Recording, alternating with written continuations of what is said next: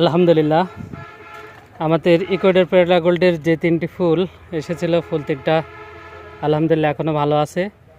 এই যে ফুল 3টা, আর 2 থেকে 4 দিনের মধ্যেই ফুলগুলো ফ্লাশ হবে ইনশাল্লাহ, আমরা আশা করতেছি। কারণ অনেকখানি বড় হয়ে গেছে।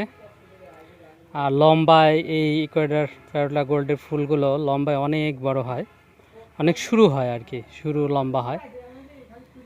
তো সবগুলোই ভালোই দেখা যাচ্ছে আলহামদুলিল্লাহ। তো দেখা যাক এখান থেকে ফল কেমন সেট হয়, আপনাদেরকে জানাবো। ফেব্রুয়ারি মাসে আসছিল ফুলগুলো, আজকে মার্চের 9 তারিখ। ধন্যবাদ সবাইকে, আল্লাহ হাফেজ। আমাদের এই যে আজকে আংশিক আমরা পানি সেচ দিলাম, আগামীকাল বাকিটা দেবো। ফুল আপনারা শেষ করতে পারি নাই, আগামীকালকে আমরা পানি সেচটা কমপ্লিট করবো আমাদের ডিম ড্রাগন অ্যাগ্রো ফার্মে। ধন্যবাদ, আল্লাহ হাফেজ।